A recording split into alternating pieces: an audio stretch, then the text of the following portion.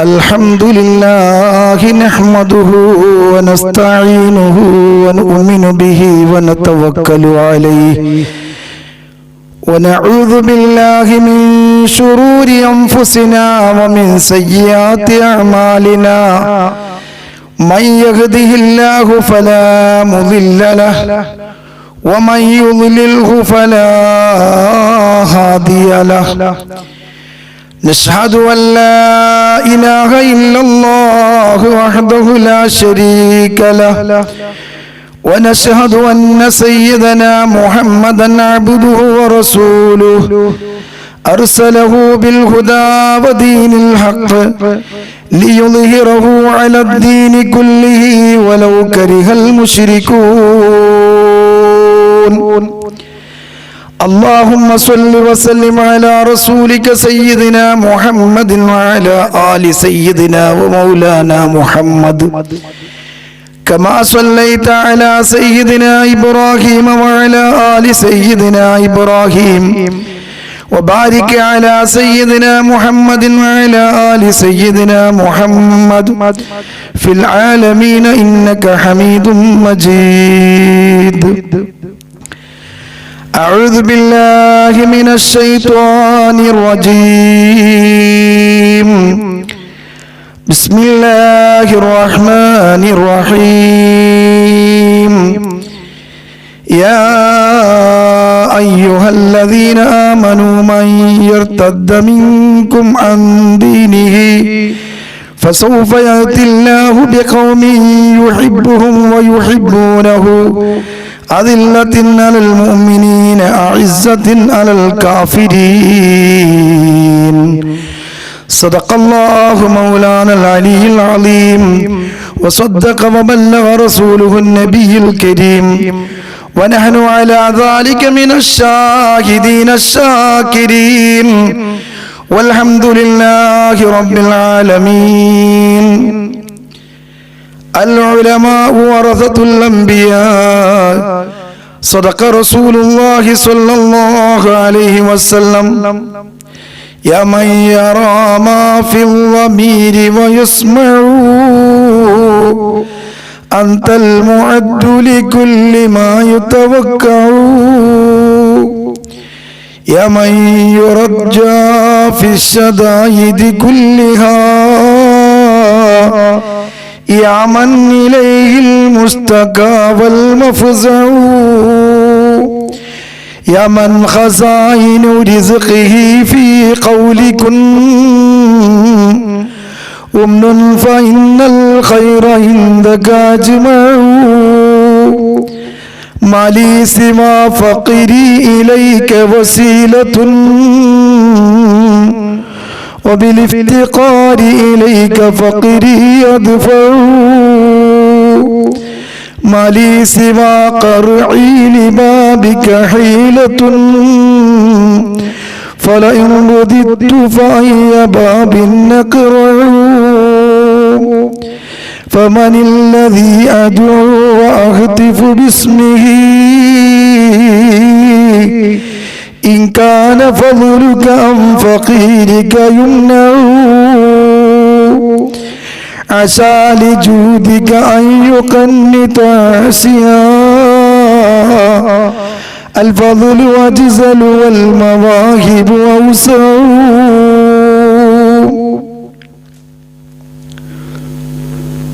ബഹുമാനാദരവുള്ള പണ്ഡിതന്മാരെ, സുഹൃത്തുക്കളെ, സഹോദരങ്ങളെ, താജുൽ ഉലമ ശൈഖുന അവറുകളുടെ 41-ാം ആണ്ട് അനുസ്മരണ പരിപാടിയിലാണ്. ശൈഖുനയെ സംബന്ധിച്ച് സംസാരിക്കുമ്പോൾ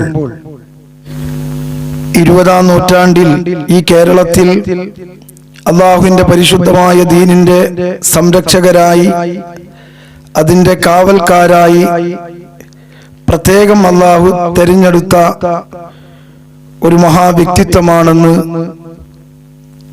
നമുക്ക് അവിടുത്തെ ചരിത്രം പഠിക്കുമ്പോൾ ബോധ്യപ്പെടും. താജുൽ ഉലമയും മഹാനരുടെ സംഘവും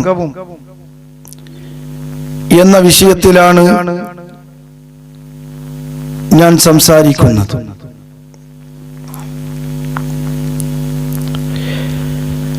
അല്ലാഹുവിന്റെ ദീനിന്റെ സംരക്ഷണം അഷ്റഫുൽ ഖൽഖ് സല്ലല്ലാഹു അലൈഹി വസല്ലമ തങ്ങൾ പഠിപ്പിച്ചതുപോലെ ഇന്നല്ലാഹ യബ്അസു ലിഹാദിഹിൽ ഉമ്മത്തി അലാ റഅസി കുല്ലി മിഅതി സനതിൻ മൻ യുജദ്ദിദു ലഹാ ദീനഹാ. ഓരോ നൂറ്റാണ്ടിന്റെ തലക്കും പരിശുദ്ധമായ ദീനുൽ ഇസ്ലാമിനെ ബിദ്അത്തിൽ നിന്നും അതുപോലെയുള്ള മോശത്തരങ്ങളിൽ നിന്നും ദീനിനെ സംരക്ഷിക്കുവാൻ ദീനിന് വേണ്ടി തജ്ദീദിന്റെ പ്രവർത്തനം നടത്തുന്ന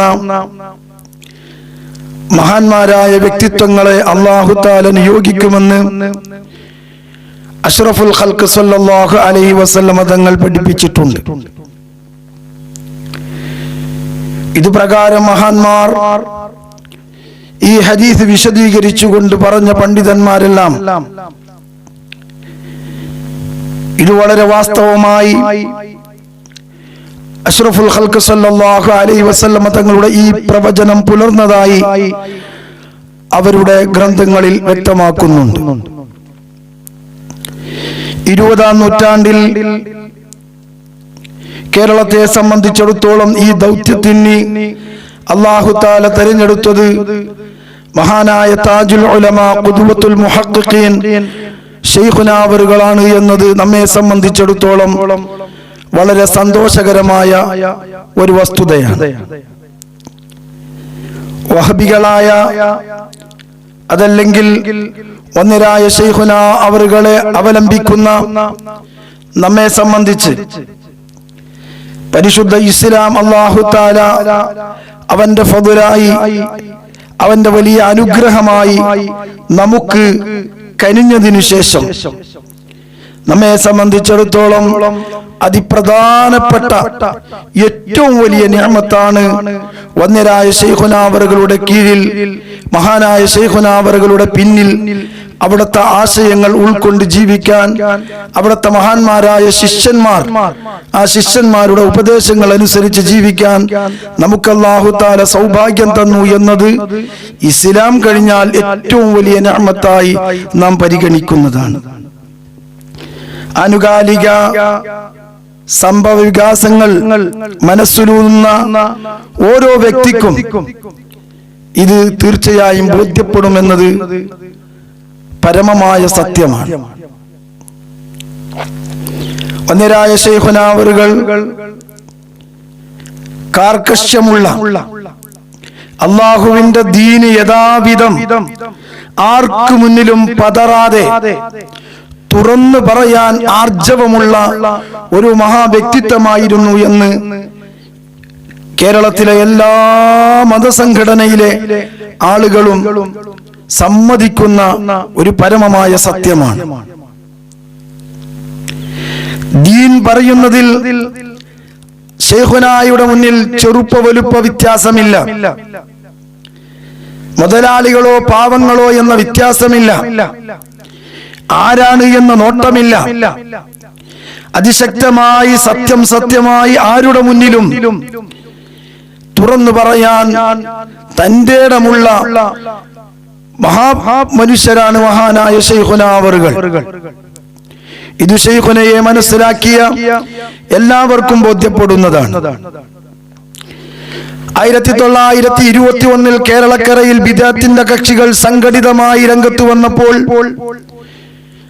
അന്നേ വരെ കേരളത്തിലെ ഉലമാക്കൾ ചിന്തിക്കാത്ത ഒരു വിഷയമുണ്ട്. അന്ന് വരെ കേരളത്തിലെ ഉലമാക്കൾക്ക് പരിചയമില്ലാത്ത ഒരു കാര്യം, കേരളത്തിലെ ഉലമാക്കൾക്ക് സംഘടനയുണ്ടായിരുന്നില്ല. ബിദ്അത്തുകാർ സംഘടിതമായി രംഗത്ത് വന്നപ്പോൾ ഒരു സംഘടന ആവശ്യമാണ് എന്ന അതിന്റെ ആവശ്യകത ബോധ്യപ്പെട്ട അന്നത്തെ ഉലമാക്കൾ മഹാനായ വരക്കൽ മുല്ലക്കോയ തങ്ങളുടെ നേതൃത്വത്തിൽ സമസ്ത കേരള ജംഇയ്യത്തുൽ ഉലമാ രൂപീകരിക്കുമ്പോൾ പാങ്ങിൽ അഹമ്മദ് കുട്ടി മുസ്ലിയാരുടെ നേതൃത്വത്തിൽ സമസ്ത കേരള ജംഇയ്യത്തുൽ ഉലമക്ക് വേണ്ടി ആളുകളെ ചേർക്കുമ്പോൾ അതിന്റെ പ്രഥമമായ മെമ്പർമാരിൽ രൂപീകരണ കാലത്തുള്ള മെമ്പർമാരിൽ 19 വയസ്സുള്ള ഒരു ചെറുപ്പക്കാരനായിരുന്നു അഭിമന്യരായ ശൈഖുനാ താജുൽ ഉലമാ അവറുകൾ. ഖുത്ബി ശംസുൽ ഉലമാ ഖുത്ബി അവറുകളുടെ ദർസിൽ പഠിക്കുന്ന 19കാരനായ മഹാനായ ശൈഖുനാ താജുൽ ഉലമാ അവറുകളുടെ കാൽപാദം നോക്കിയിട്ടാണ് പാങ്ങിൽ അഹമ്മദ് കുട്ടി മുസ്ലിയാർ സമസ്ത കേരള ജംഇയ്യത്തുൽ ഉലമയിലേക്ക് എടുത്തത് എന്ന് ചരിത്രം പറയുന്നു. ശൈഖുനായുടെ കാല് ഭൂമിയിൽ മുഴുവനായി പതിയുന്ന ഒരു ശാരീരിക പ്രകൃതിയുള്ള ഒരു വ്യക്തിത്വമാണ്. കാലിടർച്ചയുള്ള പണ്ഡിതർക്കിടയിൽ കാലുറപ്പുള്ള ഒരാൾ ഇരിക്കട്ടെ എന്ന നിലക്കാണ് പാങ്ങിൽക്കാരൻ മഹാനായ അഹമ്മദ് കുട്ടി മുസ്ലിയാർ വന്നിരായ ശൈഖുനാ അവറുകളെ സമസ്ത കേരള ജംഇയ്യത്തുൽ ഉലമയിൽ ചെറുപ്പക്കാരനായ 19കാരനായ ശൈഖുനാ അവറുകളെ സമസ്തയിൽ മെമ്പറായി ചേർക്കുന്നത്. അപ്പൊ രൂപീകരണ കാലത്ത് തന്നെ സമസ്ത കേരള ജംഇയ്യത്തുൽ ഉലമായുടെ മെമ്പറായ ശൈഖുനാ അവറുകൾ സമസ്ത കേരള ജംഇയ്യത്തുൽ ഉലമാക്ക് വേണ്ടി തന്റെ 19 വയസ്സ് മുതൽ പ്രവർത്തനം ആരംഭിച്ചു. അഹ്ലുസുന്നത്തി വൽ ജമാഅത്തിന്റെ ആശയാദർശമാണ് ശൈഖുനായുടെ ആദർശം. എന്താണ് വണ്ടൂരിലെ താജുൽ ഉലമായുടെ നിലപാട്? സമസ്ത കേരള ജംഇയ്യത്തുൽ ഉലമായുടെ നിലപാട് എന്താണോ അഹ്ലുസുന്നത്തി വൽ ജമാഅത്തിന്റെ നിലപാടാണ് ശൈഖുനായുടെയും സമസ്തയുടെയും നിലപാട്.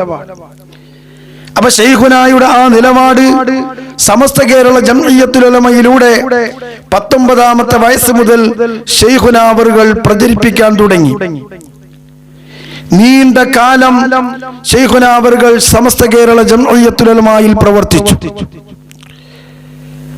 1966 മഹാനായ ശംസുൽ ഉലമാ ഖുത്ബി മുഹമ്മദ് മുസ്ലിയാർ നവ്വറല്ലാഹു മർഖദഹു വഫാത്താകുന്നതുവരെ സമസ്ത കേരള ജംഇയ്യത്തുൽ ഉലമയിൽ പല നിലക്കുള്ള നീക്കങ്ങൾ നടന്നിട്ടുണ്ടെങ്കിലും മഹാനായ ശംസുൽ ഉലമാ അവറുകളുടെ ആ ജീവിതകാലത്ത് ആ സാന്നിധ്യം കൊണ്ട് മഹാനായ താജുൽ ഉലമായുടെ ഇടപെടലുകൾ കൊണ്ട് പലതും പലർക്കും സമസ്ത കേരള ജംഇയ്യത്തുൽ ഉലമയിലേക്ക് കൂട്ടിച്ചേർക്കാൻ കടത്തിക്കയറ്റാൻ സാധിച്ചിരുന്നില്ല. മഹാനായ ശംസുൽ ഉലമാ ഖുത്ബി അവറുകൾ 66 വഫാത്തായതിനു ശേഷം മഹാനായ താജുൽ ഉലമാ ശൈഖുനാ അവറുകൾ സമസ്ത കേരള ജംഇയ്യത്തുൽ ഉലമയിൽ പ്രവർത്തനം ആരംഭിച്ച് സമസ്തയുടെ വൈസ് പ്രസിഡന്റ് സ്ഥാനത്തേക്ക് എത്തി. സമസ്തയുടെ മഹാനായ പ്രസിഡന്റ് മഹാനായ അബ്ദുൽ ബാരി അവറുകൾ വഫാത്തായതിനു ശേഷം സമസ്ത കേരള ജംഇയ്യത്തുൽ ഉലമായുടെ അജയ്യരായ പ്രസിഡന്റായി. മഹാനായ ശൈഖുനാ അവറുകൾ സമസ്ത കേരള ജംഇയ്യത്തുൽ ഉലമയിൽ പ്രസിഡന്റ് ആകുമ്പോൾ 19 വയസ്സിൽ സമസ്ത കേരള ജംഇയ്യത്തുൽ ഉലമയിലേക്ക് അംഗത്വം നേടി ശൈഖുനാ അവറുകൾ കടന്നു വരുമ്പോ അന്നേ ദിവസം തന്നെ സമസ്തയിലേക്ക് കടന്നു വന്ന, അല്ലെങ്കിൽ ആ സമയത്ത് തന്നെ സമസ്ത കേരള ജംഇയ്യത്തുൽ ഉലമയിലേക്ക് കടന്നു വന്ന മഹാനരാണ് മഹാനായ റഈസുൽ മുഹഖഖീൻ കണ്യത്ത് അഹമ്മദ് മുസ്ലിയാരും AK കുഞ്ഞറമുട്ടി മുസ്ലിയാരും. കണ്യത്ത് അഹമ്മദ് മുസ്ലിയാരെ നമുക്കറിയാം, ബഹുമാനപ്പെട്ട EK അബൂബക്കർ മുസ്ലിയാരുടെ ഉസ്താദാണ്. അതുപോലെ ധാരാളം പണ്ഡിതന്മാരുടെ ഉസ്താദാണ്. മഹാനായ താജുൽ ഉലമയേക്കാൾ 6-ലധികം വയസ്സിന് കൂടുതലുള്ള കണ്യത്ത് അഹമ്മദ് മുസ്ലിയാർ സമസ്ത കേരള ജംഇയ്യത്തുൽ ഉലമയിൽ അന്നേ മെമ്പറായിട്ടുണ്ടെങ്കിലും സമസ്ത കേരള ജംഇയ്യത്തുൽ ഉലമയുടെ ഔദ്യോഗികമായ കമ്മിറ്റികളിൽ മഹാനായ കണ്യത്ത് അഹമ്മദ് മുസ്ലിയാർ മെമ്പറായിരുന്നില്ല. അതിന്റെ വർക്കിംഗ് കമ്മിറ്റിയിൽ വൈസ് പ്രസിഡന്റോ മറ്റേതെങ്കിലും പദവികളിലോ കണ്യത്ത് അഹമ്മദ് മുസ്ലിയാർ ഉണ്ടായിരുന്നില്ല. മഹാനായ ശൈഖുനാ അവറുകൾ വൈസ് പ്രസിഡന്റായി. മഹാനായ അബ്ദുൽ ബാരി അവറുകൾ വഫാത്തായതിനു ശേഷം സമസ്ത കേരള ജംഇയ്യത്തുൽ ഉലമയുടെ പ്രസിഡന്റായി ഐക്യകണ്ഠേന സമസ്ത കേരള ജംഇയ്യത്തുൽ ഉലമയുടെ മുഷാവറ തെരഞ്ഞെടുത്തു. ആ ശൈഖുനാ അവറുകൾ സമസ്ത കേരള ജംഇയ്യത്തുൽ ഉലമയുടെ പ്രസിഡന്റായി വർത്തിക്കുന്ന കാലം 19ാമത്തെ വയസ്സ് മുതൽ സമസ്ത കേരള ജംഇയ്യത്തുൽ ഉലമയിൽ പ്രവർത്തിച്ച് 1967 സമസ്ത കേരള ജംഇയ്യത്തുൽ ഉലമയുടെ ഒരു യോഗത്തിൽ വെച്ചാണ് അന്ന് വരെ താൻ പ്രവർത്തിച്ചിരുന്ന സംഘടനയിൽ നിന്ന് ശൈഖുന അവറുകൾക്ക് രാജിവെച്ച് ഇറങ്ങി വരേണ്ട വളരെ വിഷമകരമായ ഒരു സംഗതി നടന്നത്. ബാങ്കിലും ഖുതുബയിലും ഉച്ചഭാഷണി ജായിസാണ് എന്ന ഒരു തീരുമാനം, ആ തീരുമാനമെടുക്കുന്ന സമസ്തയുടെ യോഗത്തിൽ അധ്യക്ഷനായ ശൈഖുന അവറുകളില്ല, പല മുശാവറ മെമ്പർമാരുമില്ല. ആ യോഗത്തിലാണ് അങ്ങനെ ഒരു തീരുമാനം സമസ്ത കേരള ജംഇയ്യത്തുൽ ഉലമ കൈകൊള്ളുന്നത്. 1950-കൾക്ക് ശേഷം തന്നെ സമസ്ത കേരള ജംഇയ്യത്തുൽ ഉലമയിൽ കടന്നുകൂടിയ ചിലർ പുതിയ ചില ആശയങ്ങൾ സമസ്തക്കകത്ത് തിരികെ കയറ്റാൻ വേണ്ടി ശ്രമിച്ചപ്പോൾ മഹാനായ ശംസുൽ ഉലമ ഖുത്ബി തങ്ങളെ മുൻനിർത്തിക്കൊണ്ട് ശൈഖുന അവറുകൾ അത് നേരിട്ടിരുന്നു. ശംസുൽ ഉലമ ഖുത്ബി തങ്ങളുടെ വഫാത്തിന് ശേഷം 1967-ൽ ശൈഖുന പോലും അറിയാത്ത ഒരു മുശാവറ യോഗത്തിൽ വെച്ചാണ് കേവലം 13 ആളുകൾ മാത്രം പങ്കെടുത്ത ആ 13 ആളുകളിൽ 3 ആളുകൾ അതിശക്തമായി വിയോജിപ്പ് പ്രകടിപ്പിക്കുകയും എതിർപ്പറിയിക്കുകയും ചെയ്തിട്ടും പപ്പടം ചുട്ടെടുക്കുന്ന ലാഘവത്തോടെ ബാങ്കിലും ജുമാ ഖുതുബയിലും ലൗഡ് സ്പീക്കർ ജായിസാണ് എന്ന് സമസ്ത മുശാവറ തീരുമാനിച്ചു. ഇത് വന്യരായ ശൈഖുന അവറുകൾ ചോദ്യം ചെയ്തു. നമ്മളിവിടെ ശൈഖുനായുടെ ആർജവം, ദീനിനോടുള്ള ശൈഖുനായുടെ അടങ്ങാത്ത താല്പര്യം, ദുനിയാവിനോട് ലവലേശം പോലും താല്പര്യമില്ലാത്ത ആ മനസ്സ്, ഇതൊക്കെ നാം കാണേണ്ടതുണ്ട്. കേരളത്തിൽ അന്ന് ഉലമാക്കൾക്ക് ലഭിക്കാവുന്ന ഏറ്റവും വലിയ ഉന്നത പദവിയാണ് സമസ്ത കേരള ജംഇയ്യത്തുൽ ഉലമയുടെ പ്രസിഡന്റ് ആവുക എന്നുള്ളത്. ഇന്നേറ്റതുപോലെയല്ല.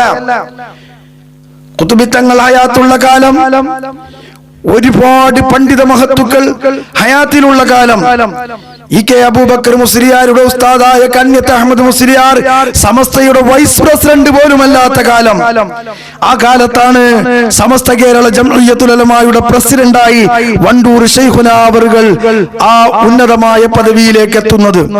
ഈ സ്ഥാനം ചെറുതല്ല. അന്ന് ആ സ്ഥാനം ശൈഖുന അവറുകൾക്ക് നഷ്ടപ്പെടുകയാണ്. എന്താണ് വിഷയം? ബാങ്കിലും ജുമാ ഖുതുബയിലും ലൗഡ് സ്പീക്കർ അനുവദനീയമാണ് എന്ന് സമസ്ത കേരള ജംഇയ്യത്തുൽ ഉലമ തീരുമാനിച്ചു. ഇതിനോട് ശൈഖുനാക്കുണ്ടായ വിയോജിപ്പ് ഏതെങ്കിലും താല്പര്യത്തിന്റെ പേരിലല്ല എന്നത് തീർച്ചയാണ്. ശൈഖുനയെ പറ്റി മനസ്സിലാക്കിയ ആർക്കും അത് പറയാൻ കഴിയില്ല. ഭൗതികമായ താല്പര്യമാണ് ശൈഖുനാക്ക് എങ്കിൽ അത് ഉണ്ടായിരുന്നയാളാണ് ശൈഖുന എങ്കിൽ ഭൗതികമായി ഒരു പണ്ഡിതന് കേരളത്തിൽ ലഭിക്കാവുന്ന ഏറ്റവും വലിയ പദവിയിലാണ് ശൈഖുന അവറുകൾ അന്നിരുന്നിട്ടുള്ളത്. സമസ്തയുടെ പ്രസിഡന്റ്, ഐക്യകണ്ഠേന തെരഞ്ഞെടുക്കപ്പെട്ട പ്രസിഡന്റ്. ആ പ്രസിഡന്റ് സ്ഥാനത്തിരിക്കുന്ന ശൈഖുന അവറുകൾ ആ പ്രസിഡന്റ് സ്ഥാനവും സമസ്തയിലെ കേവലം മെമ്പർ സ്ഥാനവും രാജിവെക്കണമെങ്കിൽ ഭൗതികമായ ഒരു താല്പര്യവും ശൈഖുന അവർക്കുണ്ടായിരുന്നില്ല എന്ന് ഇത് തന്നെ നമുക്ക് ബോധ്യപ്പെടുത്തും. ശൈഖുന അവറുകൾക്ക് മറ്റു പണ്ഡിതന്മാരുടെ അഭിപ്രായങ്ങളെ മാനിച്ചുകൊണ്ട് അവിടെ ഇരിക്കാമായിരുന്നു, ആ സ്ഥാനത്ത് തുടരാമായിരുന്നു. പക്ഷേ ശൈഖുന അത് ചെയ്തില്ല. എന്തുകൊണ്ട്? ഞാൻ മിണ്ടിയില്ല എങ്കിൽ അല്ലാഹു തആല എന്നോട് ചോദ്യം ചെയ്യും. അഷ്റഫുൽ ഖൽഖ് സല്ലല്ലാഹു അലൈഹി വസല്ലം തങ്ങൾ പഠിപ്പിച്ച ഹദീസ് കാണാം. ലാ യഖിറന്ന അഹദുകും നഫ്സഹു അൻ യറാ അംറൻ ലില്ലാഹി ഫീഹി മഖാൽ. നിങ്ങൾ ഒരാളും നിങ്ങളുടെ കാര്യത്തിൽ നിങ്ങളെ സ്വന്തം ശരീരത്തിലെ ചെറുതായി കാണരുത്. അള്ളാഹുവിന്റെ വിഷയത്തില്, അള്ളാഹുവിന്റെ ദീനിന്റെ വിഷയത്തില് നിങ്ങൾ നിങ്ങളെ ചെറുതായി കാണരുത്. ആ ദീനിന്റെ വിഷയത്തിൽ നിങ്ങൾക്കൊരു അഭിപ്രായം പറയാനുണ്ട്. ആളുകളൊക്കെ കൂടി ഒരു അഭിപ്രായം പറയുമ്പോ നിങ്ങൾക്ക് ആ വിഷയത്തിൽ ഒരു അഭിപ്രായം പറയാനുണ്ട്. ആ അഭിപ്രായം ഞാൻ എങ്ങനെ പറയും എന്ന് ചിന്തിച്ച് നിങ്ങൾ സ്വയം ചെറുതായി പോകരുത്. ഫലാ യഖൂലു ഫീ, അതിലൊന്നും മിണ്ടാതെ പ്രതികരിക്കാതെ നിൽക്കരുത്. അഷ്റഫുൽ ഖൽഖ് സ്വല്ലല്ലാഹു അലൈഹി വസല്ലം തങ്ങൾ പറയുന്നു, ഫയഖാലു ലഹു യൗമൽ ഖിയാമ, ആ മിണ്ടാതിരുന്നതിനെ സംബന്ധിച്ച് നാളെ അല്ലാഹു തആല ഖിയാമത്ത് നാളിൽ ചോദ്യം ചെയ്യും. നീ എന്തേ മിണ്ടാതിരുന്നത്? മാ മനഅക അൻ തകൂന ഖുൽത ഫിയ കദാ വ കദാ, എന്താണ് നീ ആ വിഷയത്തിൽ ഇന്നതാണ് അതിന്റെ ശരി എന്ന് പറഞ്ഞു കൊടുക്കാതെ നീ മിണ്ടാതിരുന്നത് എന്തേ എന്ന് അല്ലാഹു തആല നാളെ കോടതിയിൽ വെച്ച് മഹ്ശറയിൽ വെച്ച് ചോദിക്കും. ഫയഖൂൽ, അപ്പ പണ്ഡിതൻ പറയും, മഖാഫതന്നാസ്, ജനങ്ങളെ പേടിച്ചിട്ടാണ് ഞാൻ പറയാതെ. ഭൂരിപക്ഷം അങ്ങനെ പറഞ്ഞപ്പോ പിന്നെ എന്റെ വാക്കിന് പ്രസക്തിയില്ലല്ലോ. ഇതാലോചിച്ചിട്ടാണ്, എന്നെ തള്ളപ്പെടുമെന്നാലോചിച്ചിട്ടാണ്, ജനങ്ങൾ മോശമായി ചിത്രീകരിക്കുമെന്നാലും ആലോചിച്ചിട്ടാണ് ഞാൻ മിണ്ടാതിരുന്നത് എന്ന് അള്ളാഹുവിന്റെ കോടതിയിൽ പറയും.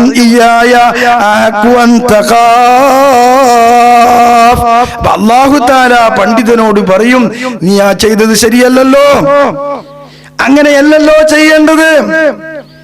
നിന്റെ പേടി അല്ലാഹുവിനോടല്ലേ വേണ്ടത്. സത്യം എന്താണോ അതല്ലേ നീ പറയേണ്ടത്. ആളുകളുടെ ചിന്താഗതിയല്ലല്ലോ നീ നോക്കേണ്ടത്. ആളുകൾ നിന്നെ എങ്ങനെ വിലയിരുത്തുമെന്നല്ലല്ലോ നീ ചിന്തിക്കേണ്ടത്. അല്ലാഹു ആകുന്ന എന്നെയല്ലേ നീ ഭയപ്പെടേണ്ടതെന്ന് അല്ലാഹു തആല ആ പണ്ഡിതനോട് ചോദിക്കുമെന്ന് അഷ്റഫുൽ ഖൽഖ് ത്വാഹ റസൂലുള്ളാഹി. ഇത് പഠിച്ച, ഇത് ഉൾക്കൊണ്ട ശൈഖുനാ അവർക്ക് മിണ്ടാതിരിക്കാൻ കഴിയില്ല.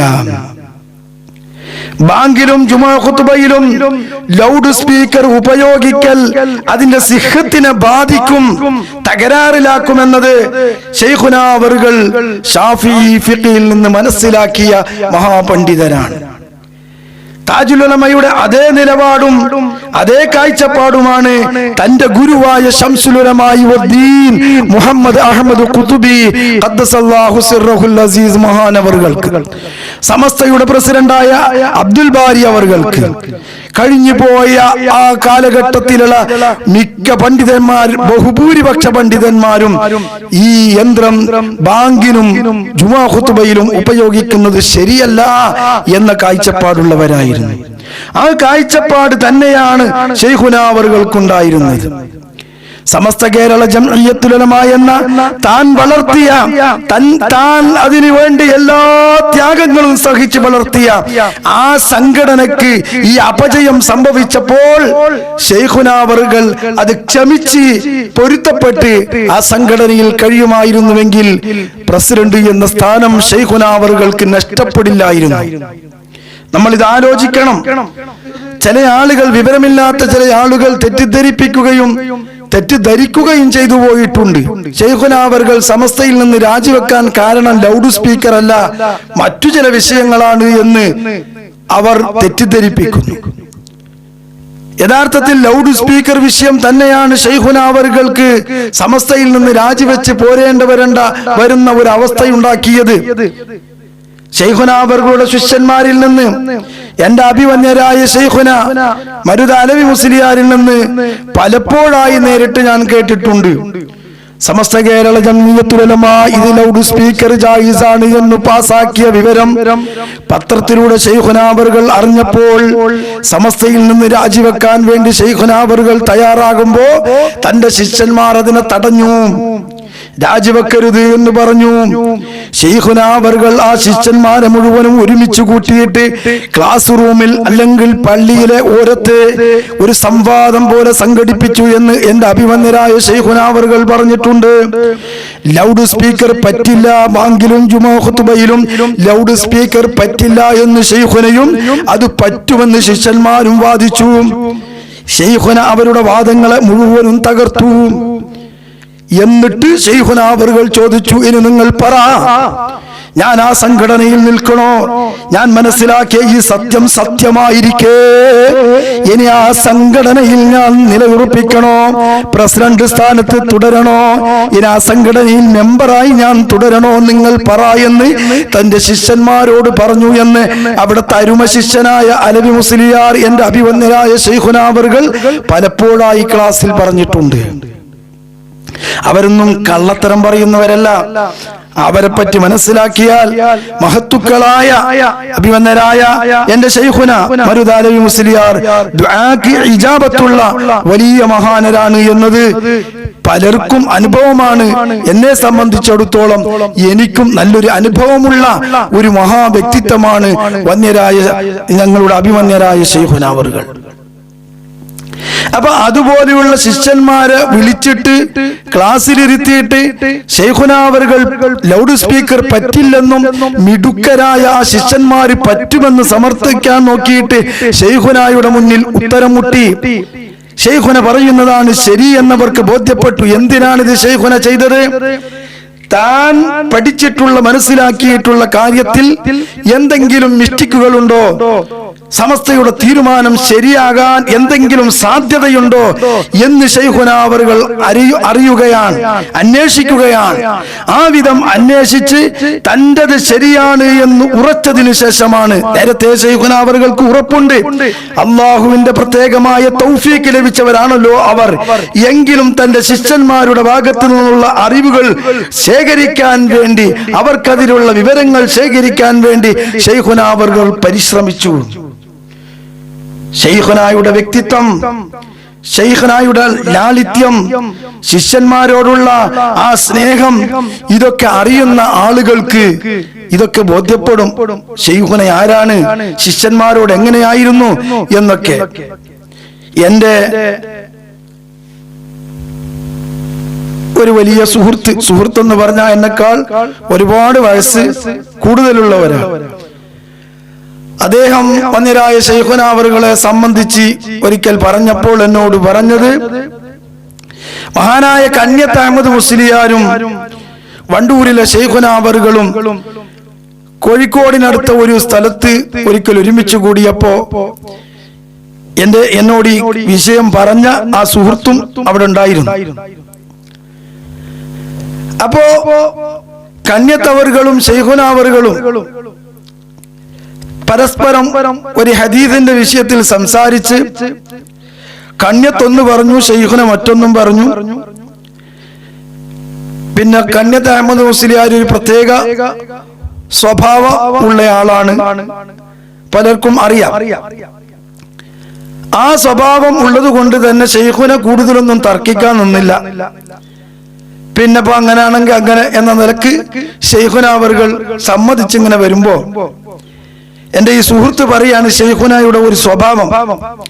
ശൈഖുനാ അവറുകൾ ഈ സുഹൃത്ത് എന്ന് ഞാൻ പറയുന്നത് എന്നെക്കാൾ ഒരുപാട് പ്രായം കൂടുതലുള്ള ആളാണ്, എങ്കിലും പറയും അങ്ങനെ പറയാണ്. അദ്ദേഹത്തെ തോളിൽ കൈയിട്ട് ഇങ്ങനെ പിടിച്ചു, കൂട്ടിപ്പിടിച്ചു. എന്നിട്ട് ഇങ്ങനെ ആടി ശൈഖുനാ അവറുകൾ നടന്നപ്പോ ഇദ്ദേഹം ചോദിച്ചു, യഥാർത്ഥത്തിൽ ഏതാ ശരി? അപ്പൊ ശൈഖുന പറഞ്ഞു, ശരി ഞാൻ പറഞ്ഞത് തന്നെയാണ്, പിന്നെ മൂപ്പരോട് തർക്കിക്കാനൊന്നും ആവൂല. അങ്ങനെ പറഞ്ഞു. അപ്പൊ ഞാൻ ഇത് പറഞ്ഞത്, ഈ അന്ന് എന്റെ ഈ സുഹൃത്ത് എന്ന് പറയുന്ന ആള് ശൈഖുനയേക്കാൾ എത്രയോ ചെറുതാണ്. അപ്പൊ അദ്ദേഹത്തിന്റെ ഒരു കുട്ടിയെ പോലെയുള്ള ആ ചെറുപ്പക്കാരന്റെ തോളിൽ കൈയിട്ട് ശൈഖുനാ അവറുകൾ ആടി നടക്കാണ്. എന്നിട്ട് ഈ സുഹൃത്ത് പറയാണ്, പിന്നെ വണ്ടൂരിലെ മൂപ്പര് എന്ന് പറഞ്ഞാൽ കുട്ടികളെ പോലെയാണ്, ആർക്കും കൈപിടിക്കാം, ആർക്കും സംസാരിക്കാം, ആരോടും മൂപ്പര് സംസാരിക്കും, എവിടെ വേണമെങ്കിലും ഇരിക്കും, മൂപ്പർക്കൊന്നും ഒരു പ്രശ്നമില്ല. അങ്ങനെ ആർക്കും ബന്ധപ്പെടാനും സംസാരിക്കാനും തർക്കിക്കാനൊക്കെ പറ്റുന്ന തുറന്ന മനസ്സിന്റെ ഉടമയാണ് വന്യരായ ശൈഖുനാ അവറുകൾ. ആ ശൈഖുനാ അവറുകൾ തന്റെ ശിഷ്യന്മാരെ ഒരുമിച്ച് കൂട്ടിയിട്ട് ഈ കാര്യങ്ങളിൽ നിങ്ങളുടെ ഭാഗത്ത് എന്തെങ്കിലും ന്യായീകരണങ്ങൾ കണ്ടെത്തുമോ എന്ന് അന്വേഷിക്കുകയാണ് ശൈഖുന. ആ അന്വേഷണം നടത്തി ശിഷ്യന്മാർ പരാജയപ്പെട്ടു. ശൈഖുന അതിൽ തന്നെ ഉറച്ചു നിന്ന് ശിഷ്യന്മാരോട് ചോദിച്ചു, എന്തു ചെയ്യണം?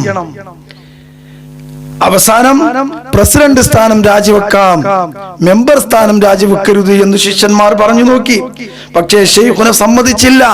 അല്ലാഹു തആല എന്നോട് ചോദിച്ചാൽ നീ മനസ്സിലാക്കിയ പഠിച്ച ഇൽമിനെതിരെ നിനക്ക് ഞാൻ അറിയിച്ചു തന്ന പഠിപ്പിച്ചു തന്ന എന്റെ നൂറ് നിന്റെ കൽവിലേക്ക് ഞാൻ തന്നിട്ട് അത് നീ മനസ്സിലാക്കിയിട്ട് അതിനെതിരെ നിന്റെ സംഘടന തീരുമാനിച്ചിട്ട് ആ തീരുമാനം പൊരുത്തപ്പെട്ട് ആ സംഘത്തിൽ നീ എങ്ങനെ കഴിഞ്ഞു എന്ന് അല്ലാഹു എന്നോട് ചോദിച്ചാൽ നിങ്ങൾ എനിക്ക് വേണ്ടി മറുപടി പറയുമോ എന്ന് ശൈഖുനാ അവറുകൾ തന്റെ ശിഷ്യന്മാരോട് നിറ കണ്ണുകളോട് ചോദിച്ചു എന്നാണ് എന്റെ അഭിവന്യരായ ശൈഖുനാ അവറുകൾ പല പല പ്രാവശ്യം പറഞ്ഞു. പല പ്രാവശ്യവും ശൈഖുന, എന്റെ ശൈഖുന. അത് പറയുമ്പോൾ നിറ കണ്ണുകളോടെയാണ് ശൈഖുന അവറുകൾ അത് പറഞ്ഞിട്ടുള്ളത്. ഞാൻ എന്നും അത് കാണുന്നു. വന്യരായ ശൈഖുന അലവി ഉസ്താദിന്റെ ആ വാക്കും ആ മുഖവും ആ കണ്ണും എന്റെ മനസ്സിന്റെ അകത്ത് എന്നും നിറഞ്ഞു നിൽക്കുന്നു.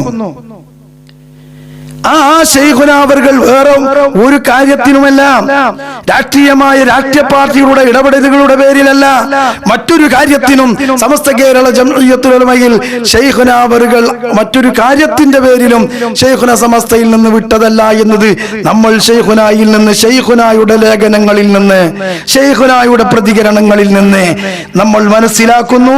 ശൈഖുനയുടെ കൂടെ ശൈഖുന നേരിട്ട ഏറ്റവും വലിയ പ്രതിസന്ധി എന്ന് നമുക്ക് പറയാൻ പറ്റുന്ന ആ കാലഘട്ടത്തിൽ ശൈഖുനായോട് ഒപ്പം ഒന്നിച്ചു നിന്ന ശിഷ്യന്മാർ, ശൈഖുനയെ സഹായിച്ച ശിഷ്യന്മാർ, ആ ശിഷ്യന്മാരിൽ നിന്നാണ് ശൈഖുനയെ മനസ്സിലാക്കേണ്ടത്, ശൈഖുനായുടെ ആശയം മനസ്സിലാക്കേണ്ടത്, ശൈഖുനായുടെ നിലപാടുകൾ മനസ്സിലാക്കേണ്ടത്, അന്നത്തെ ശൈഖുനായുടെ മാനസികാവസ്ഥ മനസ്സിലാക്കേണ്ടത്, അന്നത്തെ നിലപാട് മനസ്സിലാക്കേണ്ടത്, അന്ന് എന്തെല്ലാം ശൈഖുന സഹിച്ചു, ത്യജിച്ചു, സഹിച്ചു എന്നൊക്കെ അന്നത്തെ ശിഷ്യന്മാര്, അവിടുത്തെ മക്കളാണ് ശൈഖുനായുടെ അന്നത്തെ അവസ്ഥ വിവരിക്കേണ്ടത്.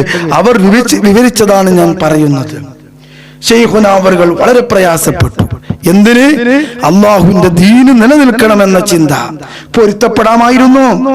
പൊരുത്തപ്പെട്ട് ക്ഷമിച്ചു നിന്നാൽ ഇന്നും സമസ്തയുടെ പ്രസിഡന്റ് എന്ന് വാഴ്ത്തപ്പെടുമായിരുന്നു. എതിർപ്പുകൾ ഉണ്ടാകുമായിരുന്നില്ല, ആളുകൾ ചെറുതാക്കുമായിരുന്നില്ല. ശൈഖുന അവറുകളോട് പറഞ്ഞുവല്ലോ, കേരളത്തിൽ അറിയപ്പെട്ട ഒരു സയ്യിദ്, നിങ്ങൾ ഇതിനെതിർത്താൽ നിങ്ങൾ ഒറ്റപ്പെടും എന്ന് ശൈഖുന അവറുകളോട് പറഞ്ഞപ്പോൾ ആ മഹാനായ ശൈഖുന എന്താണ് പറഞ്ഞത്? ഞാൻ ഉമ്മയുടെ പള്ളിയിൽ ഒറ്റക്കായിരുന്നു, ഇനി ഖബറിലും ഒറ്റക്കാണ്. അതിന്റെ ഇടയ്ക്ക് ഈ ദുനിയാവിൽ അല്പകാലം ഒറ്റക്കായാൽ അത് ഞാൻ സഹിക്കാം, അതിന്റെ പേരിൽ തങ്ങൾ പ്രയാസപ്പെടരുത് എന്ന് ആ വലിയ സയ്യിദിനോട് മറുപടി പറഞ്ഞിട്ടുണ്ടെങ്കിൽ മറ്റൊരു വാശിയും കടുംപിടുത്തവും ശൈഖുനക്കില്ല ദീനിന്റെ കാര്യത്തിലല്ലാതെ. നമ്മൾ പലപ്പോഴും കേട്ടതുപോലെ ബേപ്പൂരിലെ ഖാദി ശൈഖുന അവറുകളുടെ മുന്നിൽ അവിടുത്തെ ജീവിതത്തിന്റെ അവസാന നാളുകളിൽ വന്നുകൊണ്ട് ഷാഫിഈ മദ്ഹബിലെ ദുർബലമായ അഭിപ്രായ പ്രകാരമെങ്കിലും ഇത് സഹിയാകും, മുഅ്തമദായ അഭിപ്രായ പ്രകാരം, ബലപ്പെട്ട അഭിപ്രായ പ്രകാരം ലൗഡ് സ്പീക്കറിലൂടെ ജുമാ ഖുതുബ സഹിയല്ല എന്ന് നമുക്ക് സമ്മതിക്കാം. ബലമില്ലാത്ത ദുർബലപ്പെട്ട ഒരു അഭിപ്രായം കൊണ്ട് സഹിയാണെന്ന് സമ്മതിച്ച് നമുക്കൊരു ഒത്തുതീർപ്പിലേക്ക് പോയിക്കൂടെ എന്ന് ബേപ്പൂര് ഖാദി ചോദിച്ചപ്പോ മഹാനായ ശൈഖുന അവറുകൾ ചോദിച്ചത്, ഖാദിയാരെ, ഷാഫിഈ മദ്ഹബിൽ അങ്ങനെ ദുർബലപ്പെട്ട ഒരു അഭിപ്രായം ഉണ്ടായിരുന്നുവെങ്കിൽ ഖാദിയാരെ ഞാനിത് പറയുമായിരുന്നു എന്ന് ആ ഖാദിയോട് ചോദിച്ച വന്യരായ ശൈഖുന. വേറെ ഒരു താല്പര്യവും ഇതിന്റെ പേരിലില്ല. അല്ലാഹുവിനെ പേടിയില്ലായിരുന്നുവെങ്കിൽ, പഠിച്ച ഇൽമിനോട് കൂറില്ലായിരുന്നുവെങ്കിൽ, ആഖിറത്തിൽ അല്ലാഹു ചോദ്യം ചെയ്യുമെന്ന ഭയമില്ലായിരുന്നുവെങ്കിൽ ശൈഖുന സമ്മതിക്കുമായിരുന്നു. പക്ഷേ ശൈഖുന സമ്മതിക്കാതിരുന്നത് അല്ലാഹുവിനെ പേടിച്ചിട്ടാണ്. ഇത് നമ്മൾ തിരിച്ചറിയണം. നമ്മളിത് പലരെയും വാഴ്ത്തുന്നത് പോലെ വാഴ്ത്തുകയല്ല. വണ്ടൂർ ശൈഖുനയെയും നാദാപുരത്തെ കിയനോറെയും ഇതുപോലെയുള്ള കേരള സംസ്ഥാന ജംഇയ്യത്തുൽ ഉലമായിലെ വലിയ വലിയ മഹത്തുക്കളെ നമ്മൾ വാഴ്ത്തുന്നത് മറ്റുള്ള സംഘടനയിലുള്ള ആളുകൾ അവരുടെ നേതാക്കളെ വാഴ്ത്തുന്നത് പോലെയല്ല. അവരൊക്കെ ഒഴുക്കിനൊത്ത് നീന്തിയവരാണ്. കേരള ഉലമാക്കൾക്കിടയിൽ വലിയ പ്രതിസന്ധി നേരിട്ടപ്പോൾ ഒഴുക്കിനൊത്ത് നീന്തിയവരാണ്. ഒഴുക്കിനൊത്ത് നീന്താൻ ആർക്കും സാധിക്കും. ജനങ്ങളുടെ ഇംഗിതമനുസരിച്ച്, താല്പര്യമനുസരിച്ച് പലരും നീന്തിപ്പോയി. ബഹുഭൂരിപക്ഷവും അങ്ങനെയായിപ്പോയി. പക്ഷേ ആ ഒഴുക്കിനെതിരെ പ്രതികരിക്കാൻ, പ്രതിരോധിക്കാൻ വന്യരായ വണ്ടൂരിലെ ശൈഖുന അവറുകളെ പോലെയുള്ള മഹത്തുക്കൾക്ക് കഴിഞ്ഞ്. ഇതാണ് ശൈഖുനായുടെ പവറും വാഴ്ത്തപ്പെടേണ്ട സ്ഥാനവും. ഒഴുക്കിനൊത്ത് ഒരുപാട് ലക്ഷക്കണക്കിന് ആളുകളുണ്ട്. അതനുസരിച്ച് ഒഴുക്കിനൊത്ത് നീന്തിപ്പോകാൻ ആർക്കും സാധിക്കും. അവരെയല്ല വാഴ്ത്തപ്പെടേണ്ടത്. അവരല്ല വലിയ വലിയ ഉലമാക്കൾ. വലിയ വലിയ ഉലമാക്കൾ ദീനിന് പ്രതിസന്ധി നേരിട്ടപ്പോ, ഇബാദത്തിനെ തകർക്കുന്ന ഒരു അവസ്ഥ വന്നപ്പോ അതിനെതിരെ തന്റെ സ്ഥാനം നോക്കിയില്ല, തനിക്ക് നഷ്ടം വരുന്നത് പരിഗണിച്ചില്ല, തന്റെ ശിഷ്യന്മാർക്ക് പ്രയാസം വരുമെന്ന് ഓർത്തില്ല. ഒന്നും ചിന്തിക്കാതെ അള്ളാഹുവിനെയും അവന്റെ ദീനിനെയും ഓർത്തുകൊണ്ട് അള്ളാഹുവിന് ചെയ്യുന്ന ഇബാദത്തിനെ ചിന്തിച്ചുകൊണ്ട് അത് തകർന്നു പോകരുത് എന്ന് ആഗ്രഹിച്ചുകൊണ്ട് പേടിച്ചുകൊണ്ട് ശൈഖുനാ അവറുകൾ അതിനെതിരെ അതിശക്തമായി പ്രതികരിക്കാൻ തയ്യാറായി എന്നതാണ് 20-ാം നൂറ്റാണ്ടിലെ ആ മഹാപ്രതിഭയെ ഏറ്റവും വലിയ തിളക്കമാറുന്ന പ്രതിഭയായി പരിഗണിക്കാൻ നമ്മെ പ്രേരിപ്പിച്ചത്. നമുക്കൊക്കെ അല്ലാഹു തആല ആ മഹാനരുടെ പിന്നിൽ അണിനിരക്കാൻ, മനസ്സിലാക്കാൻ, അവരുടെ ശിഷ്യന്മാരിൽ നിന്ന് ഇൽമു നുകരാൻ സാധിച്ചത് മഹാസൗഭാഗ്യമാണ്. എന്നും അതിന് നാം അല്ലാഹുവിനെ സ്തുതിക്കേണ്ടവരാണ്. അൽഹംദുലില്ലാഹ്. ഇന്നത്തെ കേരളത്തിന്റെ അവസ്ഥയിൽ ഞാൻ നേരത്തെ പറഞ്ഞതുപോലെ പലപ്പോഴും ഇത് നമുക്ക് ബോധ്യപ്പെടും. സമസ്ത കേരള ജംഇയ്യത്തുൽ ഉലമായുടെ അവസ്ഥ നമ്മൾ കാണുന്നു, മറുവശത്തുള്ളവരുടെ അവസ്ഥ നമ്മൾ കാണുന്നു. ഇതിനിടയിൽ എങ്ങനെയാണ് സുന്നത്ത് ജമാഅത്ത് വളർത്തേണ്ടത്, എങ്ങനെയാണ് സുന്നത്ത് ജമാഅത്തിന് വേണ്ടി പ്രവർത്തിക്കേണ്ടത്, എന്താണ് വരക്കൽ മുല്ലക്കോയ തങ്ങളും പാങ്ങിൽ അഹമ്മദ് കുട്ടി മുസ്ലിയാരും മഹാനായ ശംസുൽ ഉലമാ ഖുതുബി തങ്ങളും നമുക്ക് പഠിപ്പിച്ചു തന്നത് എന്ന അതിന്റെ നേർചിത്രം മഹാനായ ശൈഖുനാ താജുൽ ഉലമയിലൂടെ നമുക്ക് ഇന്ന് കേരളത്തിൽ പഠിപ്പിച്ചു തരുന്ന മഹാപണ്ഡിത സഭയാണ് കേരള സംസ്ഥാന ജംഇയ്യത്തുൽ ഉലമാ എന്ന ആ സംഘടന. അതിന് നേതൃത്വം നൽകുന്ന ഇന്നത്തെ അഭിവന്ദനായ പ്രസിഡന്റും മൗലാന ഹുജ്ജത്തുൽ ഉലമ നജീബ് ഉസ്താദ് അവറുകളും അവരുടെ ഒക്കെ സേവനങ്ങളും അവർ ഇന്ന് ജീവിക്കേണ്ടതിന്റെ അനിവാര്യതയും നമ്മൾ നമ്മളുടെ ജീവിതത്തിൽ പലപ്പോഴും വളരെ സന്തോഷത്തോടെ കണ്ടിട്ടുള്ളവരാണ്. അവരൊന്നും ഇല്ലായിരുന്നുവെങ്കിൽ, മൗലാനയെ പോലെയുള്ള ഒരു ആലിമ് ഇന്ന് കേരളത്തിൽ ജീവിച്ചില്ലായിരുന്നുവെങ്കിൽ ഇന്നത്തെ കേരളത്തിന്റെ അവസ്ഥ എന്ത്?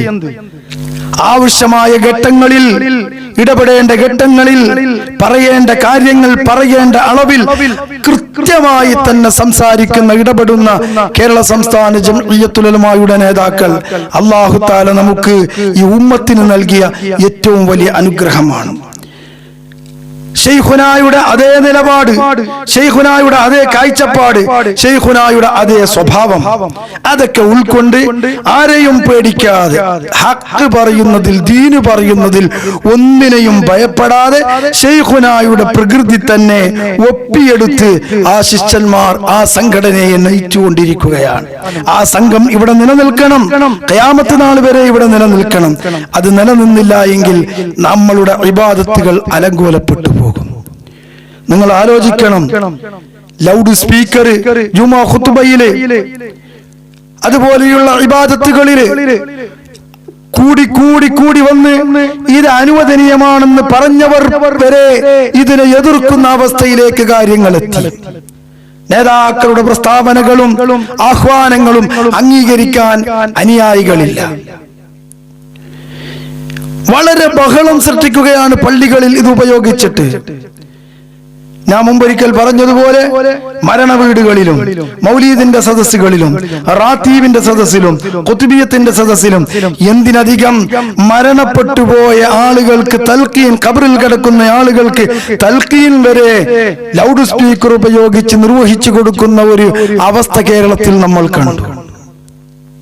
ഇതൊക്കെയാണ് ഈ യന്ത്രത്തിന്റെ ഉപയോഗം. ഇതുമൂലം ഖുശൂ നഷ്ടപ്പെട്ടു, ഇഖ്ലാസ് നഷ്ടപ്പെട്ടു. ഖുതുബ ഓതുന്ന ആളുകൾക്ക് ഇഖ്ലാസ് ഇല്ല. ഖതീബുമാരോട് ചോദിച്ചു നോക്കൂ, ശബ്ദം ക്ലിയറാക്കലും ഖുതുബ ഭംഗിയാക്കലുമാണ്. ഖുതുബന്റെ അന്തസത്തയില്ല, പിന്നെ നിസ്കാരത്തിൽ ഖുശൂ ഇല്ല, ഖുർആൻ ഓതുമ്പോ ഇഖ്ലാസ് ഇല്ല. ഇത് ഉപയോഗിക്കുന്ന ആളുകളിൽ നിന്ന് കേട്ടിട്ട് പറയാണ്, അവരുടെ അനുഭവം പറയാണ്.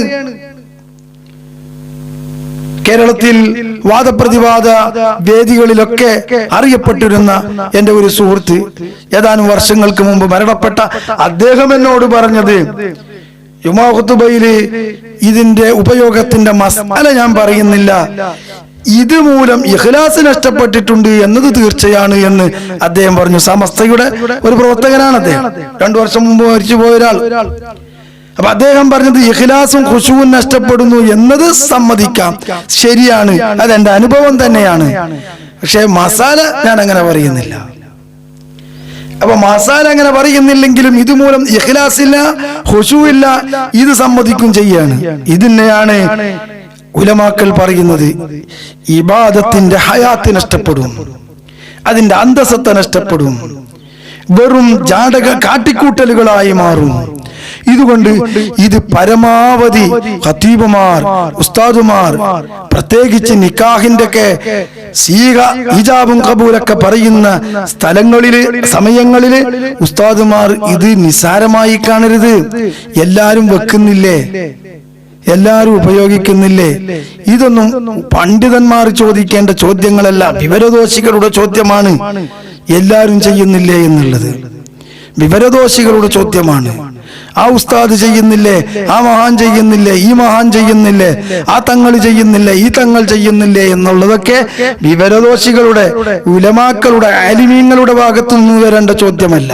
ചില ആളുകൾ പറയാറുണ്ട് ഖുതുബക്ക് സ്പീക്കർ പാടില്ല എന്ന് ഈ സംസ്ഥാനക്കാര് നേതാക്കളൊക്കെ പ്രസംഗിക്കുന്നത് സ്പീക്കർ വെച്ചിട്ടാണ്. സ്പീക്കറിൽ ഖുതുബ ഓതിയാ സഹിയാവില്ല എന്ന് പറയുന്നത് എന്തിലാണ്? സ്പീക്കർ വെച്ചിട്ടാണ്. എങ്കിലും ആ പറച്ചിലും ആ പ്രസംഗവും സ്പീക്കർ ഒഴിവാക്കി പറഞ്ഞൂടെ എന്ന് ചോദിക്കുന്ന ചില ആളുകളുണ്ട്, പരിഹസിച്ചുകൊണ്ട് ചോദിക്കുന്നവർ. ലൗഡ് സ്പീക്കർ ഉപയോഗിച്ച് ഖുതുബ നിർവഹിക്കുമ്പോ ഖതീബിന്റെ ശബ്ദം, ഖുതുബന്റെ അഹ്ലുകാരായ 39 ആളുകളെ ഖതീബ് ശബ്ദം ഉയർത്തിക്കൊണ്ട് കേൾപ്പിക്കണം എന്ന് ഫുഖഹാ പറയുമ്പോ ശ്രോതാക്കൾ കേൾക്കേണ്ടത് ഖതീബിന്റെ ശബ്ദമാണ്, ഖതീബ് കേൾപ്പിക്കേണ്ടതും ഖതീബിന്റെ ശബ്ദമാണ്. ലൗഡ് സ്പീക്കർ ഉപയോഗിക്കുമ്പോ ഖതീബിന്റെ ശരി ശബ്ദമല്ല കേൾക്കുന്നത്. ലൗഡ് സ്പീക്കർ, ഈ മൈക്ക് എന്ന് പറയുന്ന ഇവിടെ എന്റെ ശബ്ദത്തിനെ വൈദ്യുതിയാക്കി മാറ്റിയിട്ട് ആംപ്ലിഫയറിലേക്ക് സിഗ്നൽ നൽകിയിട്ട് ആംപ്ലിഫയറിലേക്ക് പുറത്തുനിന്ന് വരുന്ന കറന്റ് ആ സിഗ്നലുകളെ വലുതാക്കിയെടുത്തിട്ട് അതിനെ പിന്നെ ലൗഡ് സ്പീക്കറിലേക്ക്, ബോക്സിലേക്ക് പുറപ്പെടുവിക്കുകയാണ്. അവിടെ ആ ബോക്സിൽ വെച്ച് എന്റെ ശബ്ദത്തിന് സമാനമായ ശബ്ദത്തെ ആ ബോക്സിന്റെ അകത്ത് നിർമ്മിക്കപ്പെടുകയാണ്. അപ്പൊ എന്റെ ശബ്ദത്തിന്റെ സമാന ശബ്ദം അവിടെ നിർമ്മിക്കപ്പെടുകയാണ് ബോക്സിന്റെ അകത്ത്. അപ്പൊ യന്ത്രത്തിന്റെ ശബ്ദമാണ് അവിടെ കേട്ടത്, എന്റെ ശരി ശബ്ദമല്ല, നിർമ്മിക്കപ്പെട്ട ശബ്ദമാണ് കേട്ടത്. ഫുഖഹാ എന്താണ് പറഞ്ഞത്? ഖതീബ് തന്റെ ശബ്ദം ഉയർത്തി 40 ആളുകളെ കേൾപ്പിക്കണമെന്നാണ്. ശ്രോതാക്കൾക്ക് എന്താ ബാധ്യതയുള്ളത്? ഖതീബിന്റെ ശബ്ദം കേൾക്കണം എന്നതാണ്. ഇതാണ് ഇവിടെ നഷ്ടപ്പെടുന്നത് എന്ന് പറയുമ്പോ ഇവര് പറയാണ് ഇത് പറ്റൂല എന്ന് പറയുന്നത് സ്പീക്കർ വെച്ചിട്ടുണ്ട്, സ്പീക്കറിലൂടെയാണ് ഖുതുബക്ക് സ്പീക്കർ പാടില്ല എന്ന് പറയുന്നത്. എന്താണ് ഈ പറയുന്നത്? നിങ്ങൾ ആലോചിച്ചു നോക്കൂ. ഇപ്പോ മാസപ്പിറവി, കണ്ണട വെച്ചുകൊണ്ട് മാസപ്പിറവി കണ്ടാ പറ്റൂല, നഗ്നനേത്രങ്ങൾ കൊണ്ട് കാണണം എന്ന് ചെറുശ്ശേരി സൈനുദ്ദീൻ മുസ്ലിയാർ കോഴിക്കോട് വെച്ച് പ്രസംഗിച്ചപ്പോ കണ്ണാടി വെച്ചിട്ടാണ് കിതാബ് വായിച്ചത്, എന്നിട്ടാണ് മൂപ്പരത് പറഞ്ഞത്. അപ്പൊ ആരെങ്കിലും ചോദിച്ചോ? കണ്ണാടി വെച്ചിട്ട് മാസപ്പിറവി കണ്ടാ പറ്റൂല എന്ന് പറയുന്ന ആള് കണ്ണാടി വെച്ചിട്ടാണ് കിതാബ് നോക്കിയത് എന്നാരെങ്കിലും പറഞ്ഞു? ഇനി ജുമാ ഖുതുബ അത് മലയാളത്തിൽ പറ്റൂല എന്ന സമസ്തക്കാരൊക്കെ പ്രസംഗിക്കുന്നത് എങ്ങനെയാണ്? ഈ പറയുന്ന ആളുകളൊക്കെ പ്രസംഗിക്കുന്നത് എങ്ങനെയാണ്? മലയാളത്തില്. കേരളത്തിലെ ആലിമീങ്ങള് ജുമാ ഖുതുബ മലയാളത്തിൽ പാടില്ല എന്ന് പറയുന്നത് മലയാളത്തിലാണ്. അപ്പോ ആരെങ്കിലും ചോദിക്കോ ഖുതുബ മലയാളത്തിൽ പാടില്ല എന്ന് പറയുന്ന മൗലാരി പറഞ്ഞത് മലയാളത്തിൽ? അപ്പൊ അതും അറബിയിൽ പറഞ്ഞൂടെ എന്ന് ആരെങ്കിലും ചോദിക്കോ? ഇത് രണ്ടും രണ്ടല്ല വിഷയം. ഖുതുബ പരിഭാഷ ഖുതുബന്റെ ഷർത്തിനെ ഭംഗം വരുത്തുന്നു, ഇതുകൊണ്ട് മലയാളത്തിൽ പറ്റൂല. അതേപോലെ ലൗഡ് സ്പീക്കർ ജുമുഅ ഖുതുബന്റെ ഷർത്തിനെ ബാധിക്കുന്നു, അതുകൊണ്ട് ലൗഡ് സ്പീക്കർ ഖുതുബയിൽ പറ്റൂല. പ്രസംഗത്തിന്റെ ഷർത്തിന് ബാധിക്കുന്നില്ല, അതുകൊണ്ട് പ്രസംഗത്തിന് ഉപയോഗിക്കുന്നു. വിഷയങ്ങൾ മനസ്സിലാക്കി ഇതിന്റെ ഗൗരവം ഏറ്റവും ചുരുങ്ങിയത് ഇതിൽ ഇഖ്തിലാഫുണ്ട്, ഉലമാക്കൾക്കിടയിൽ ഇഖ്തിലാഫുണ്ടെന്നും ആ അഭിപ്രായ ഭിന്നതയുള്ള പണ്ഡിതന്മാർ ചെറിയ ആളുകളല്ല എന്നും നാം മനസ്സിലാക്കണം. വണ്ടൂരിലെ ശൈഖുന ശംസുൽ ഉലമാ ഖുതുബി തങ്ങൾ, ശംസുൽ ഉലമാ കിയനോറ് തുടങ്ങി ഒരുപാട് പണ്ഡിതന്മാർ, കാസർഗോഡ് ജില്ലയിലെ ആദൂർ സാദാത്യങ്ങളിലെ വളരെ വലിയ മഹാൻ യഹ്യൽ അഹ്ദൽ തങ്ങൾ, കക്കിടിപ്പുറം അബൂബക്കർ മുസ്ലിയാർ, താഴവ ഉസ്താദ്, ഇതുപോലെയുള്ള ഒരുപാട് പണ്ഡിതന്മാർ, ഷെയ്ഖ് ആദം ഹസ്രത്ത്, ഷെയ്ഖ് ഹസൻ ഹസ്രത്ത്, ഇവരൊക്കെ ഇതിനെതിർത്ത ആളുകളാണ്. അപ്പൊ ഇത്രയും പണ്ഡിതന്മാർ ഇത് എതിർക്കുമ്പോ അവരുടെ ശിഷ്യന്മാരും ശിഷ്യന്മാരുടെ ശിഷ്യന്മാരൊക്കെയാണ് ഇത് പറ്റൂന്ന് പറഞ്ഞ ആളുകൾ. നമ്മൾ ആലോചിക്കേണ്ടേ ഈ അഭിപ്രായ ഭിന്നതയുടെ ബലാബലം നമ്മൾ നോക്കണ്ടേ. ഈ ശിഷ്യന്മാരാണ് ഇത് പറ്റൂന്ന് പറഞ്ഞത്. പറ്റൂന്ന് പറയാനുള്ള ന്യായം വളരെ ബാലിശവുമാണ്. ആ നിലക്ക് ഇത് പറ്റുമെന്ന് പറയുമ്പോ ഇത് നമ്മൾ ഏറ്റവും ചുരുങ്ങിയത് പണ്ഡിതന്മാർക്ക് അഭിപ്രായ വ്യത്യാസമുള്ള വിഷയമായതുകൊണ്ട് ഒഴിവാക്കലാണ് നല്ലത് എന്ന ചിന്തയിലേക്കെങ്കിലും നിഷ്പക്ഷമതികളായ എല്ലാ ആളുകളും എത്തേണ്ടതുണ്ട്. ഇതിന്റെ ഗൗരവം ചെറുതല്ല. നാളെ അല്ലാഹു തആല ഇതിനെ സംബന്ധിച്ച് ചോദ്യം ചെയ്യും എന്നത് തീർച്ചയാണ് എന്ന് ഓരോ പണ്ഡിതന്മാരും ഉസ്താദുമാരും ആലോചിക്കേണ്ടതുണ്ട്. അഭിവന്യരായ ശൈഖുന അവർകൾ അവിടത്തെ ആ ഇടപെടൽ, ദീനിന് വേണ്ടി ഇടപെട്ട ഇടപെടൽ സമസ്ത കേരള ജംഇയ്യത്തുൽ ഉലമാ എന്ന തന്റെ സംഘടനയിലൂടെ പിന്നീട് സമസ്തക്ക് അപജയം സംഭവിച്ചപ്പോൾ കേരള സംസ്ഥാന ജംഇയ്യത്തുൽ ഉലമാ എന്ന സംഘടനയിലൂടെ അഹ്ലുസുന്നത്തി വൽ ജമാഅത്ത് നിലനിർത്താൻ വേണ്ടി പരിശ്രമിച്ച ആ പരിശ്രമം ഉണ്ടായിരുന്നില്ല എങ്കിൽ അള്ളാഹുവിന്റെ പരിശുദ്ധമായ ദീനുൽ ഇസ്ലാമിന്റെ ശരിയായ മുഖം കേരളത്തിൽ നമുക്ക് ലഭിക്കാൻ വളരെ പ്രയാസപ്പെടുമായിരുന്നു എന്ന് നാം ഓർക്കേണ്ടതുണ്ട്. അള്ളാഹു തആല ശൈഖുന അവറുകൾ കറ്റമില്ലാത്ത ജസ നൽകുമാറാകട്ടെ. ശൈഖുനയോടൊപ്പം നമ്മെയും നമ്മുടെ ഉസ്താദുമാരെയും കുടുംബക്കാരെയും നമ്മെ എല്ലാവരെയും സ്വർഗ്ഗലോകത്ത് അള്ളാഹു തആല ഒരുമിച്ച് കൂട്ടട്ടെ.